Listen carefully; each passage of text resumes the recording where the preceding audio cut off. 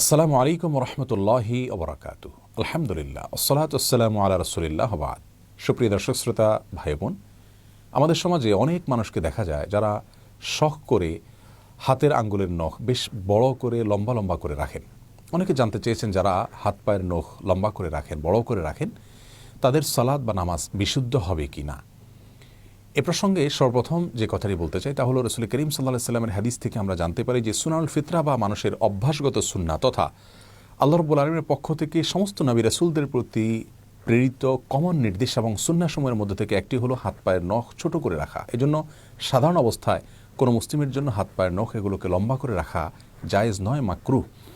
এবং 40 দিনের বেশি যদি কেউ হাত পায়ের নখ না কেটে থাকেন তাহলে সেটি মাকরুহ তাহরিমি বা কঠোর পর্যায়ের মাকরুহ হয়। অনেক ইমামগণের মতে সেটি হারাম পর্যায়ে চলে যায়। এ বিষয়ে সবচেয়ে স্পষ্ট প্রমাণ হলো সুনান আবু দাউদ এবং মুসনাদ আহমদে বর্ণিত হাদিস, যেটি সহিহ মুসলিমে বর্ণিত হয়েছে ভিন্ন ভাষায়। একজন সাহাবী বর্ণনা করেছেন যে রাসূল করিম সাল্লাল্লাহু আলাইহি সাল্লাম তাদের জন্য হাত পায়ের নখ এবং মোচ ছোট করা এবং নাভি এবং বগলের নিচের পশম চাঁচার ব্যাপারে সর্বোচ্চ সময়সীমা নির্ধারণ করেছেন 40 দিনকে। অর্থাৎ 40 দিনের পরে যেন এগুলো না থাকে বরং অবশ্যই 40 দিনের মধ্যে যেন এগুলো কাটা হয়। এছাড়া তাবরানী এবং বাইহাকি বর্ণিত একটি হাদিস দ্বারা আমরা জানতে পারি যে একজন ব্যক্তি নবী সাল্লাল্লাহু আলাইহি সাল্লামের কাছে এসে আসমানের সংবাদ সম্পর্কে জানতে চাইলেন, অর্থাৎ ওহী সম্পর্কে হয়তো তিনি জানতে চাইলেন। তখন নবী আলাইহিস সালাম বললেন যে তোমাদের মধ্যে একজন লোক সে আসমানের সংবাদ জানতে চায়, অথচ তার নখগুলো হলো পাখির নখের মতো, যে নখের ভেতরে ময়লা থাকতে পারে, কোনো নাপাক ঢুকে থাকতে পারে। এভাবে আরও বেশ কয়েকটি হাদিস এ প্রসঙ্গে বর্ণিত হয়েছে। সে সমস্ত হাদিসগুলোকে সামনে রাখলে আমরা পরিষ্কারভাবে জানতে পারি যে কোনো মুসলিমের জন্য হাত পায়ের নখ লম্বা করে রাখা ঠিক নয়। তাছাড়া এটা অপরিচ্ছন্নতা। এ নখের চিপা এবং নখের তলায় ময়লা আবর্জনা থাকবে, যেটা আমাদের নিয়ন্ত্রণের বাইরে। তবে এর কারণে সালাত বিশুদ্ধ হবে না এমন কোনো কথা নেই।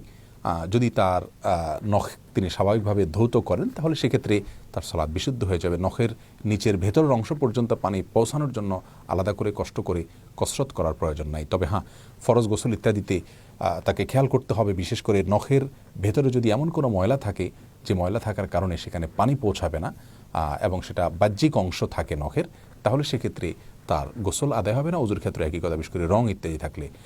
নেল পালিশ অনেকে ব্যবহার করেন, নেল পালিশ যদি ব্যবহার করেন তাহলে সেক্ষেত্রে যেহেতু আলাদা একটা আবরণ তৈরি হয়, ওযু এবং গোসলের পানি সেখানে পৌঁছায় না, যার কারণে সেটি জায়েজ নয়। যদি কেউ নেল পালিশ ব্যবহার করেন বিশেষ করে মেয়েরা মাসিক অবস্থাতে, তাহলে সেক্ষেত্রে ওই কয়দিন তিনি ব্যবহার করতে পারেন, কিন্তু যখনই তার সলাতের বিধান চলে আসবে তখনই সলাতের জন্য অর্থাৎ পবিত্রতার স্বার্থেই তাকে অবশ্যই নেল পালিশ রিমুভ করতে হবে। বিশ্ববিখ্যাত ফতোয়ার গ্রন্থ রদ্দুল মুখতার ইমাম ইবনে আবিদিন শামী রাহিমাহুল্লাহ উল্লেখ করেছেন যে উত্তম হলো একজন মুসলিমের জন্য হাত পায়ের নখ এবং মোচ এগুলো ছোট করা এবং নাভি এবং বগলের নিচের পশম ইত্যাদি ছোট করা সপ্তাহে কমপক্ষে একবার।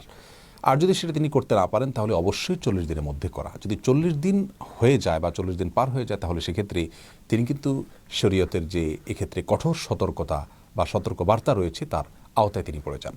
আল্লাহ রাব্বুল আলামিন আমাদের সকলকে সব ক্ষেত্রে সুন্নতে রাসূল সাল্লাল্লাহু আলাইহি সাল্লামকে অনুসরণ করে চলার তৌফিক দান করুন। আসসালামু আলাইকুম রহমতুল্লাহি ওয়া বারাকাতুহু।